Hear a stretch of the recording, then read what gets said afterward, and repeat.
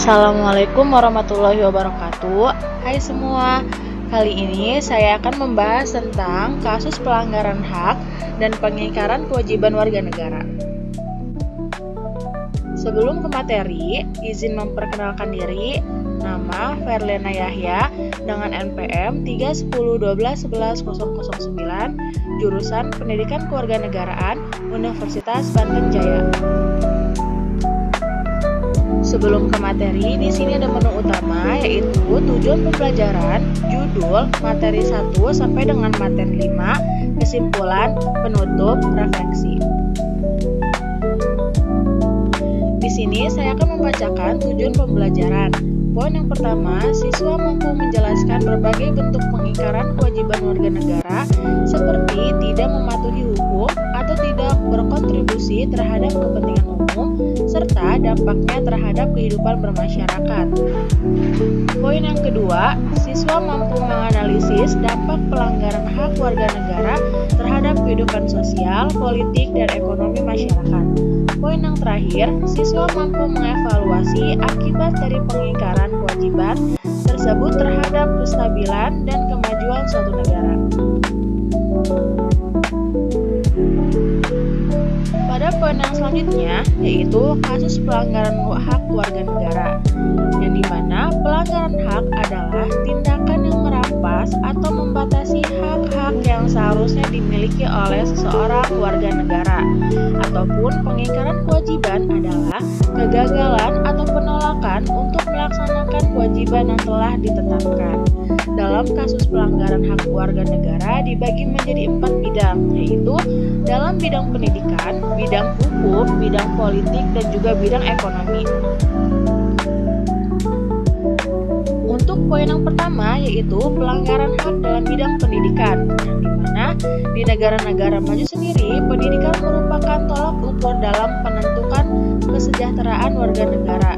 Begitupun dengan negara Indonesia yang merupakan negara berkembang dalam hal pendidikan yang sudah menekankan sebagai hak setiap warga negara yang tercantum dalam Konstitusi Negara Indonesia, yaitu pada Undang-Undang Dasar Negara Republik Indonesia tahun 1945 pasal 31 ayat 1 yang berbunyi setiap warga negara berhak mendapatkan pendidikan.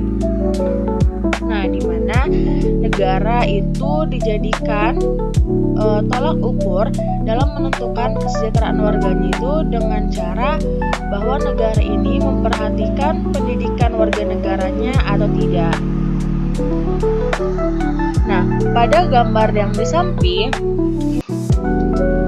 itu menunjukkan bahwa mendapatkan pendidikan terdapat pada Undang-Undang Nomor 20 Tahun 2003 tentang Sistem Pendidikan Nasional pada pasal 17 ayat 1 dan 2 yang menyatakan bahwa setiap warga negara wajib mengenyam pendidikan minimal 12 tahun. Akan tetapi pada gambar di samping ini, banyaknya anak Indonesia yang putus sekolah karena ketidakmampuan membayar biaya pendidikan mengakibatkan terjadinya pelanggaran hak warga negara untuk mendapatkan pendidikan yang layak sesuai dengan yang tercantum dalam Undang-Undang Dasar Negara Republik Indonesia tahun 1945. Untuk poin yang kedua, pelanggaran hak dalam bidang hukum. Indonesia telah menyatakan secara tegas bahwa Indonesia adalah negara hukum yang secara jelas tertuang dalam pasal 219 ayat 1 Undang-Undang Dasar Negara Republik Indonesia tahun 1945 yang menyatakan bahwa segala warga negara bersamaan kedudukan di setiap ataupun di dalam hukum dan pemerintahan dan wajib menjunjung hukum dan pemerintahan itu dengan ketidakkecualian. Bahwasanya tindakan atau perbuatan yang melanggar norma hukum yang berlaku dan merampas atau membatasi hak-hak yang dimiliki oleh individu atau kelompok. Nah, biasanya ini berupa hak asasi manusia, hak sipil, hak politik, ataupun hak ekonomi.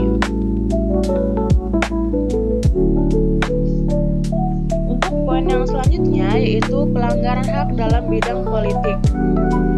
Merujuk pada tindakan atau kebijakan yang membuat atau melanggar hak-hak individu atau kelompok untuk berpartisipasi secara bebas dalam kehidupan politik, sebagaimana telah diatur dalam Pasal 43 Ayat 1 Undang-Undang Nomor 39 Tahun 1999 tentang Hak Asasi Manusia yang menyatakan bahwa setiap warga negara berhak untuk dipilih dan memilih dalam pemilihan umum berdasarkan persamaan hak melalui pemungutan suara yang berlangsung, umum, bebas, rahasia, jujur, dan adil, sesuai dengan ketentuan perundang-undangan. Dan adapun segala bentuk tindakan atau kebijakan yang membatasi atau menghilangkan hak-hak politik yang seharusnya dimiliki oleh setiap warga negara. Adapun contoh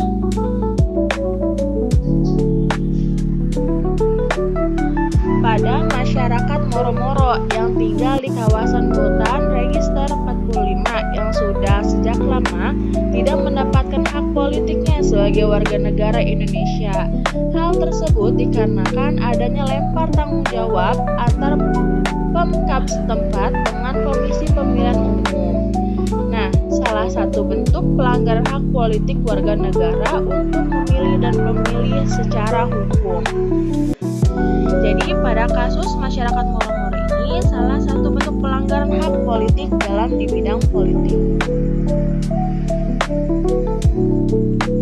Bentuk yang selanjutnya yaitu pelanggaran hak dalam bidang ekonomi, merujuk pada tindakan yang melanggar hak-hak individu atau kelompok yang berkaitan dengan kegiatan ekonomi seperti hak atas pekerjaan, hak atas upah yang tidak adil. Bentuk pelanggaran hak ini dilihat masih tingginya kemiskinan dan pengangguran di Indonesia pada saat ini. Pelanggaran hak dalam bidang ekonomi atau adapun kebijakan yang membatasi atau menghilangkan hak-hak ekonomi yang seharusnya dimiliki oleh setiap individu ataupun kelompok. Nah, biasanya contohnya dalam hak bidang ekonomi ini hak atas tidak upah yang layak, hak atas kondisi kerja yang aman dan sehat, hak untuk memiliki harta, dan hak untuk berpartisipasi dalam kegiatan ekonomi. Nah, itu tidak didapatkan oleh warga negara Indonesia. Adapun contoh-contoh yang gambar yang sudah ditayangkan, adanya anak-anak Indonesia yang masih hidup di bawah garis kata layak. Di sini ada kasus pengingkaran kewajiban warga negara. Dalam artian pengingkaran terhadap kewajiban-kewajiban warga negara. Dengan kata lain, warga negara banyak yang tidak melaksanakan kewajibannya sebagaimana yang telah ditetapkan oleh Undang-Undang Dasar. Pengingkaran terhadap biasanya disebabkan oleh tingginya sikap egoisme yang dimiliki oleh setiap warga negara. Selain itu, rendahnya kesadaran hukum warga negara juga mendorong terjadinya pengingkaran kewajiban oleh warga negara.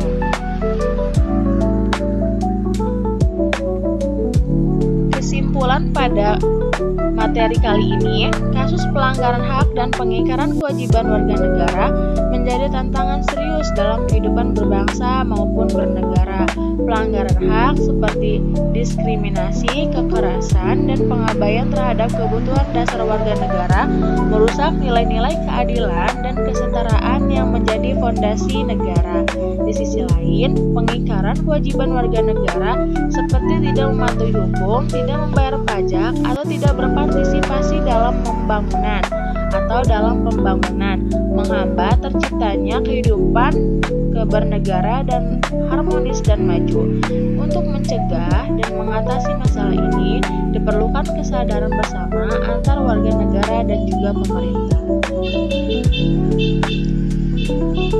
Terima kasih. Di sini ada refleksi yang dimana ada poin yang berbunyi mengerti materi yang telah disampaikan dan juga kurang mengerti materi yang telah disampaikan ataupun mengantuk. Jadi kalian bisa memilih selama pembelajaran apakah kalian mengerti apa yang telah disampaikan ataupun kurang mengerti materi yang telah disampaikan ataupun kalian merasa ngantuk ketika materi disampaikan. Terima kasih. Joni, Bolos, Pak. Farel, Bolos juga. Dini, Sama, Pak. sisanya kemana ini? Sakit, Pak. Ini sekolah apa kuburan ini ya? Yaudah, free class. Yes. Udah terlambat. Bukannya masuk malah main-main. Duduk sana.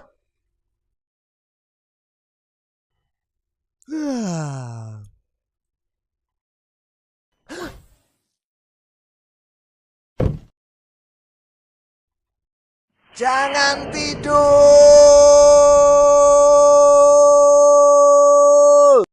Iya, Pak. Maaf. Mana PR kamu? Keluarin. Emang ada PR, Pak? Hehehe. Nggak ngerjain, Pak.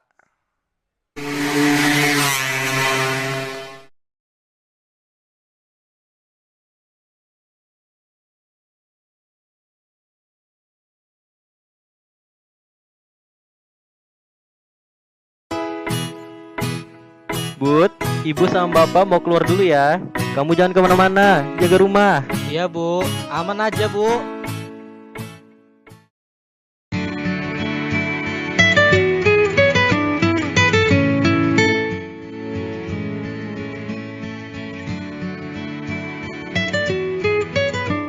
Halo Den, Halo Bor, gimana?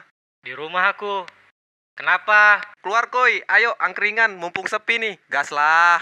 Oke.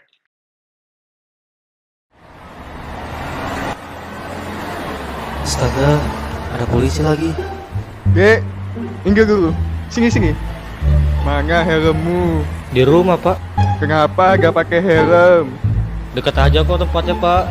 Walaupun rumahnya jauh maupun dekat, kap harus memakai helm supaya tidak terjadi hal yang tidak diinginkan. Iya, Pak. Terus, mana surat-suratmu? Belum punya, Pak.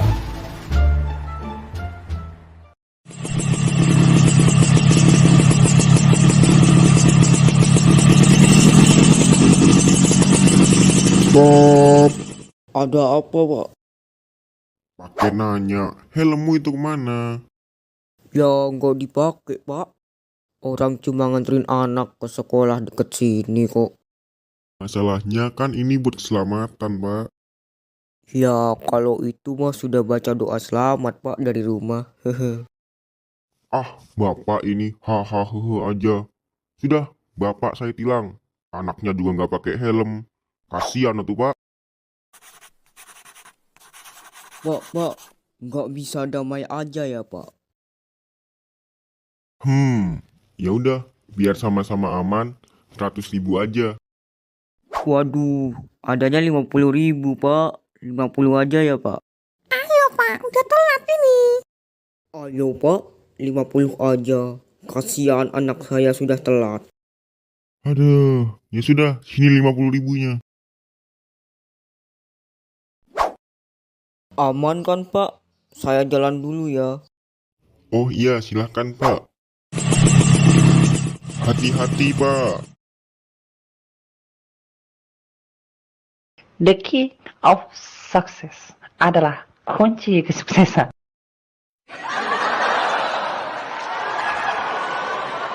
Sahabat super, kejarlah mimpi Anda mulai dari sekarang, karena hidup Anda di tangan Anda. Hidup berawal dari mimpi. Itu. Bagaimana? Apakah Anda sudah merasa bersemangat? Jika iya, nah mulai besok Anda akan merasakan perubahannya. Jika Anda meninggalkan zona nyaman tersebut, maka Anda akan mendapatkan kesuksesan itu. Wah, aku termotivasi. Sungguh acara yang menginspirasi. Jiwa nolepku serasa tercabik-cabik. Besok aku akan berusaha untuk menjadi yang terbaik.